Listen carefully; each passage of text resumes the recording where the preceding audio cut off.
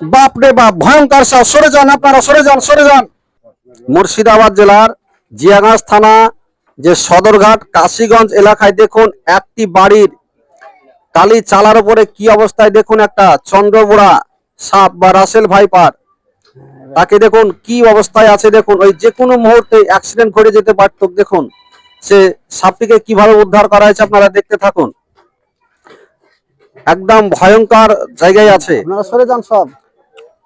আপনারা গরমকালে এসছে দেখাশোনা সেইভাবে অবশ্যই আপনারা বিছনা ঝাড়া দিবেন। ঘুমানোর সময় মশারি অবশ্যই টাঙাবেন। এই দেখুন টালের চালার উপর আছে সাপটা, যে কোনো মুহূর্তে আপনার টালের ফাঁক গলিয়ে নিচে পড়ে যেতে পারে। তাই আপনারা ঘুমানোর সময় অবশ্যই আপনারা মশারি টাঙাবেন এবং বিছনাটা ঝেড়ে দেবেন। এই দেখেন, দেখুন সাপটিকে উদ্ধার করে ফাঁকা জায়গায় নিয়ে আসা হয়েছে। দেখতে থাকুন। দেখুন এই দেন কি অবস্থায় আসলো। ভালো লাইট না, খুব বড় না, মাঝারি সাইজের, মোটামুটি 6 মাস বয়স হতে পারে সাপটির। আমি না কেমন এটা কি বলে চন্দ্রবোড়া সাপ বা রাসেল ভাইপার, যার হেমোটক্সিন বিষ একটা ছোবলে 50 গ্রাম বিষ দেয়। মানুষকে মারতে মাত্র 10 মিলিগ্রাম লাগে। তাই দেখুন কত ভয়ঙ্কর সাপ। তাই এই জায়গাটার নাম কি পাশে বলেন, এই জায়গাটার নাম কি?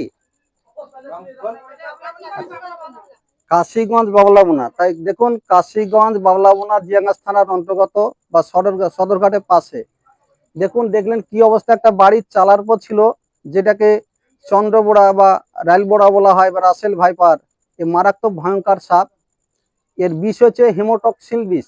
এর বিষে আপনার মানুষের শরীরের যে ব্লাডের কণিকাগুলো সম্পূর্ণ ভেঙে দেয়, এবং এমন পরিমাণে ভেঙে দেয় কি সেটা জল পদার্থ হয়ে যায়। শরীরের যে বিভিন্ন জায়গায় যে আপনার ছিদ্র বা ইন্দ্র আছে, ফুটো অংশ দিয়ে, যেমন চোখ, নাক, মুখ, বিভিন্ন জায়গা দিয়ে ও আপনার ব্লিডিং হতে শুরু করে, দিয়ে কিডনি ফেলিওর হয়ে মানুষ মারা যায়।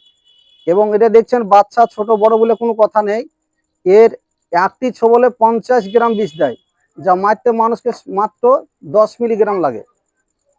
তো এই যে এত ভয়ঙ্কর সাপ, যেটা হচ্ছে আপনার রাসেল ভাইপার, এই সাপটি আপনার যদি কামড় দেয়, তো আপনারা যে অংশে কামড় দিয়ে বাঁধবেন না, সেই জায়গাটাকে আপনারা হালকাভাবে সেভাবে বাঁধন দিয়ে রাখবেন, এবং সে পেশেন্টকে হাঁটা চলা করতে দিবেন না, এবং তাকে গাড়িতে করে নিয়ে আসবেন চাঙ্গল আকারে, যাতে জার্কিংটা কম হয়। এবং 90 থেকে 100 মিনিটের মধ্যে হসপিটালে অবশ্যই যাবেন আপনারা। তাহলে যে সবই কামড় দেখ তাহলে বেঁচে যাবে, আপনারা অ্যান্টিভেনাম সিরাম দিয়ে বেঁচে যাবেন। তাহলে আপনারা দেরি না করে কোনো ওঝাগুনির খপ্পরে পড়বেন না। আপনারা অবশ্যই এই সাপগুলোকে আপনারা নিয়ে যাবেন না সঙ্গে করে, এমনি পেশেন্টকে নিয়ে যাবেন। আপনার রুগীর সিমটম দেখে আপনার চিকিৎসা দেবে ডাক্তারবাবুরা। আর একটা বিষয় হচ্ছে, আপনারা এই যে গ্রামে আসে এই গাছটা তাবিজ এই সমস্তগুলো রাখুন, রাখলে পরে বাড়িতে সাপ আসবে না। নানান রকমের যে আপনার প্রলোভন দেয়, এ ধারণার কোনো ওঝাগনির খপ্পরে পড়বেন না আপনারা। সাপ এমনই একটা জিনিস, আপনার কাউকে ওঝাগুনি কবিরাজ কাউকে চিনে না।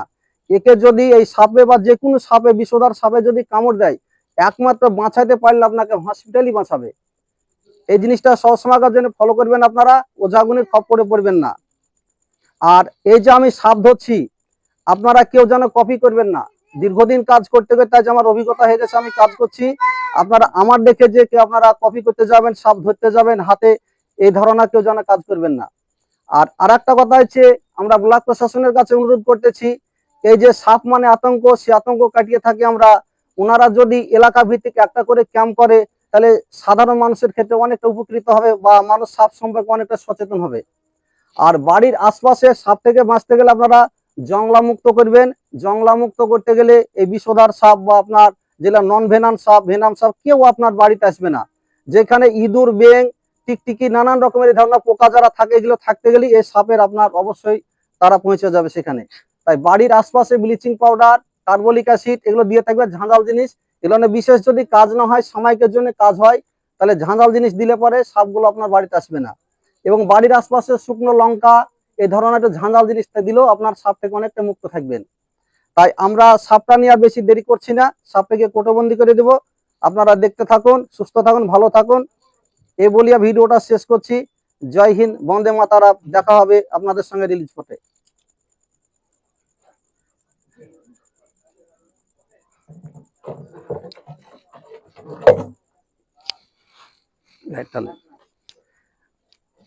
আর আমাদের চ্যানেলের নাম হচ্ছে পীরবাবা ওয়ান।